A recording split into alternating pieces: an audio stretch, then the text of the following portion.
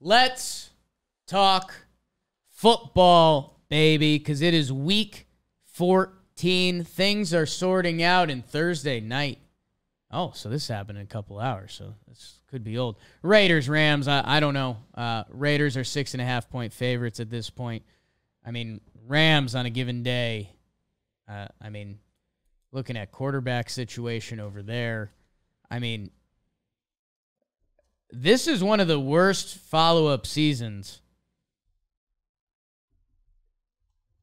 that we have seen, and now Baker Mayfield's on the rim. I don't know. Maybe there's some entertainment value to be found what's going on there. But, yeah, I'm good on that. Starting Carr in fantasy. Loser. Let's go to Sunday and see what we have this weekend, because I'll tell you what, I need an NFL Sunday. I just did something with Dan Canobio that has my body feeling different than it's ever felt before. That sounded a little erotic. Yeah. Yeah. It wasn't. And coming back from winter meetings west to east, I'm all jazzed up. So on Sunday, when I turn on the tube at 1 p.m., the rematch, Jets and Bills are running it back, this time in Buffalo. Remember, this is the game the Jets won. It was called the biggest Jets win in however many years. Since then, they lost to the Patriots.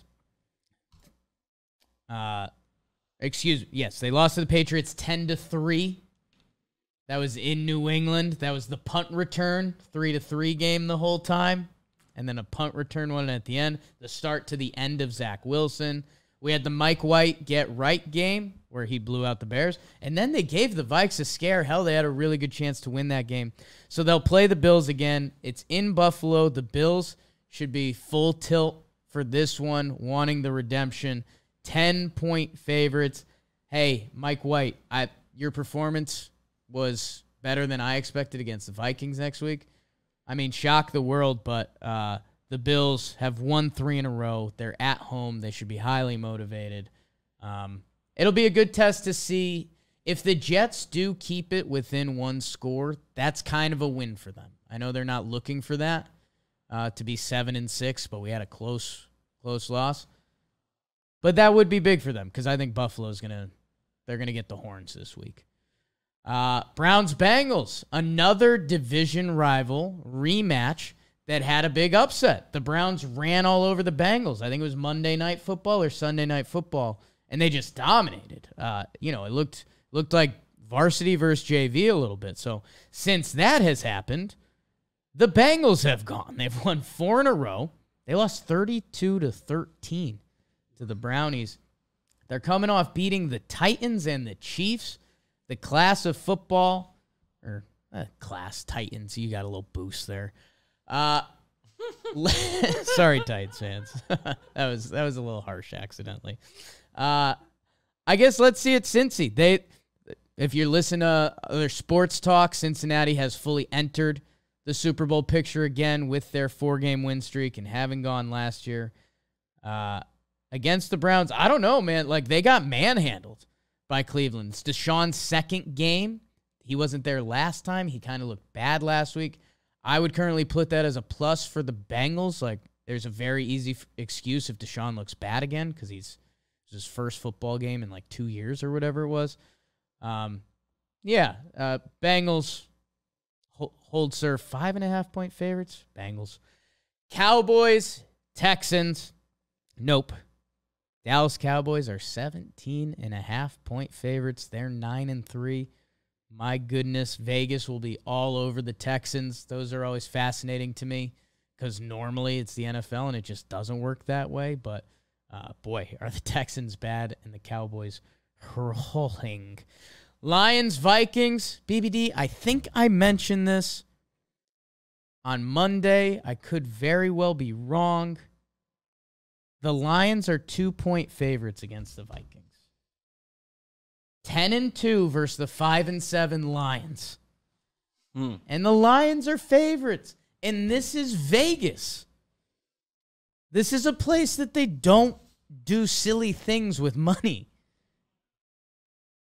The Detroit Lions are 2-point favorites. They are 5-7. They just rolled on the Jaguars. They have won 4 of their last 5. Your Detroit Lions. Dan Campbell deserves a little more love for everything that's going on there. I was just about to say, I mean, we've seen the Vikings dismissed a few times where they weren't the favorites in games they should have been, and they used that. That's how they got there. I was just going to say, bet against the Lions. I'm not betting against the Lions. Screw that. Don't bet on anything and root for them. Because Goff God is going off right now. Jamal Williams is leading the league in touchdowns. Hutchinson's flying around on defense, and Dan Campbell's emotional. I almost just got emotional. Have fun and watch it. Eagles, Giants. Not as much of the same story. I'll say this for people, and I'm scared to mention this to Bobby or Justin, but with everything that's going on with the Giants and our company and how bad the Broncos are, I've had some cold feet recently.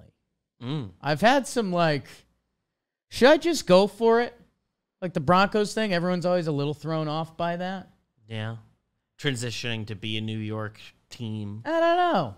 But then do Giants fans hold that against me forever? Because you kind of naturally hate that guy. A little bit. It doesn't have to be the identity. I don't know. That's what I'm working on. Philly, 7-point favorites on the road. This is the second time that these two teams have played. This is their first, I think. That's right. They played the last game. I'm blanking on that. Okay. I don't know, Beebs. That's a tough ask. Just every game. I watch every game of the Eagles rooting against them.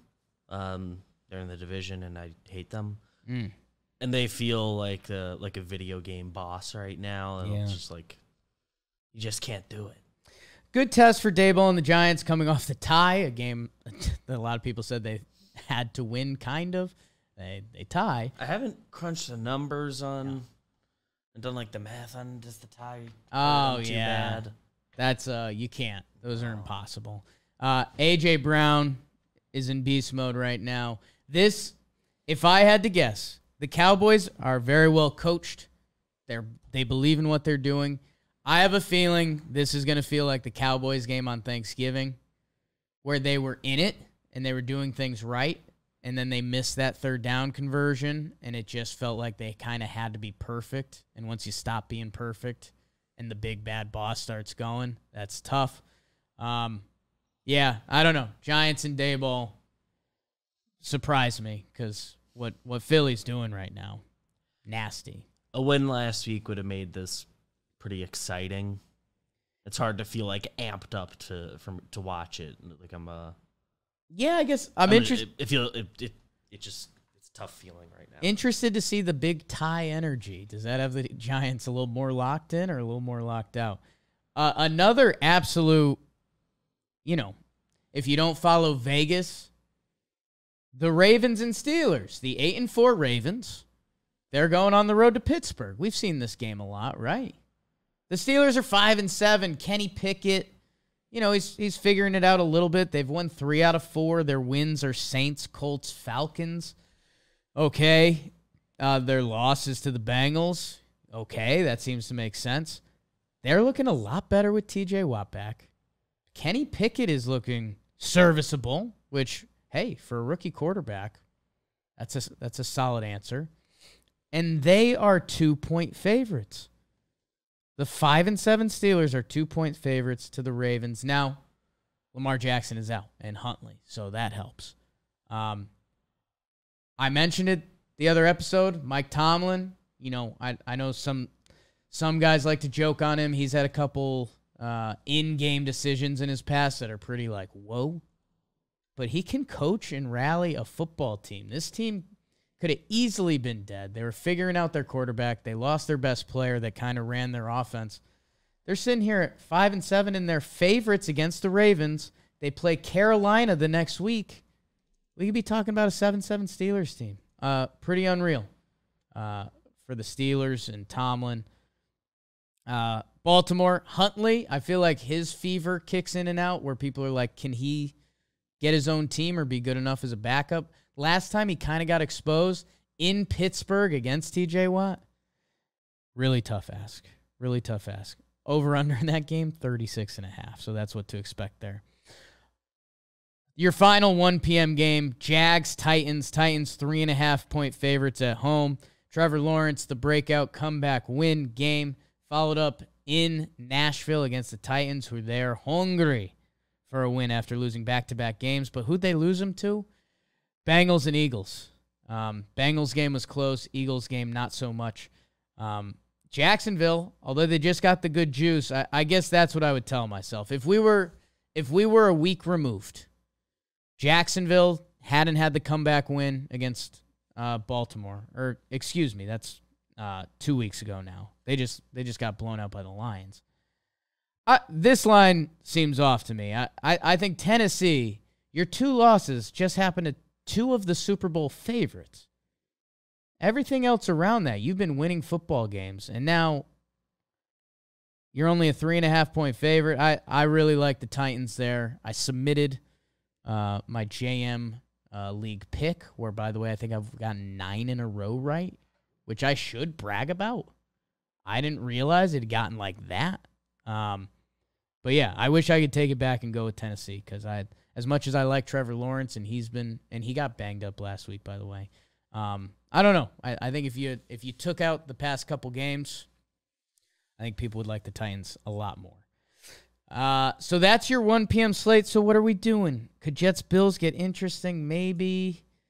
Bengals are... There's nothing that's kind of a lock. You hope the Giants step up. Those are the 2 winning records in the Meadowlands. Game is... Well, that's the thing. Yeah. All these division games are pretty good, and like 2 of these games will be good, but they're not start of the day on the radar. Like, Jags-Titans fourth quarter could be nice, or it could be ugly. So, all right, and I'm enjoying the football Sunday anyway, so I will take that as a win. Bucks-Niners at 4:25.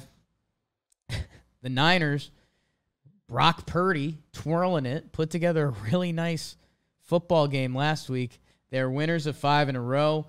It's starting to feel like one of those kind of Niners teams again that have been under John Lynch and Shanahan, that their talent is kind of at a different level than your team's talent. Their defense, I remember they got the shutout win against the Saints a couple weeks ago. Bucks on offense have not been too pretty at all. And it's in San Fran. I mean, this is all a Brock Purdy question. Can he, if he looks how he did, Niners 3.5 is a steal. If that was a little bit of beginner's luck, then that 3.5 makes sense against Brady and the Bucks, as they're back to 6-6 and could use a signature win if they want to get Brady fever going. But I really like the Niners. Bucks have to go out west. Short week. They haven't been looking good, but they have been winning, where the Niners kind of have been looking really good. Panthers, Seahawks. Big reveal. I took the Seahawks in my John Boy against the spread. They're minus 3.5 against the Panthers. I mean, I just don't know. This is Vegas. I understand why you don't buy into the Seahawks, and we did a lot earlier in the year, but Geno's shown more than enough by now, and that the Seahawks are just a solid team. They're at home, 12th man, Seattle, against a Carolina team that, if you're putting weight into them beating my Broncos last week, oh my God. This is why this was my lock. I actually feel better now. I feel better now. The fact that Panthers beat the Broncos is literally nothing. We're getting to Broncos territory that there's going to be a documentary made on them with how crazy and bad everything is going. Genuinely believe in that. Yeah, Seahawks big. Give me the Niners. I kind of like that whole late slate. And by the way, the other 4 o'clock game, Chiefs-Broncos. Chiefs minus 9.5 in Arrowhead. Still might be low. And your night game, Dolphins-Chargers. Fun. Dolphins on the road. They're 3-point favorites. Good on them. Over under 51.5. Root shootout. Chargers are 6-6. And I don't know. Either headline makes a ton of sense for either team, right? Like, Chargers win a nice game at home. Herbert outduels Tua. or it's the 8-4 Dolphins go to 9-4. I'll tell you what, I'll probably be on the Chargers a little bit. You know, I've been skeptical of the Dolphins all year. They just lost to the Niners. Their wins, here are their wins leading up to this, and I mentioned this before. Texans, Browns, Bears, Lions before they started to go. 4-point game, by the way. You know, their losses this year, Bengals, Vikings, and Jets, all good teams. I don't know. I have the Chargers closer to the good teams. I have them at home. Now, have they let you down in big games a lot before? Sure have. But I think the Dolphins might have a history of that too. I think we get a ton of points both ways. It's probably who has it last. I'll probably take Chargers straight up to win. Maybe make a little extra quiche. Monday night, Patriots, Cardinals. Jesus. Bunch of teams on byes. Falcons, Bears, Packers, Colts, Saints, Commanders, who still haven't lost. Well, they lost one game under Heineke. This last bye week? Wonder if he bought shoes. I think so, right? Yeah, because I think they do. Looks like it. Hate to be loser stuff, but fantasy football playoffs, I believe, are set to be next week. They're like default. So there's no buys. buys. Yeah. Cool stuff, Jake. 15, 16, 17. All right. Enjoy the football. I will be watching with you. I hope, Jess, if you're listening to this. And we'll be back next week. Probably some free agent signings. Something new. Baseball, player grades, football. I don't know. I love you guys. Happy Honda days.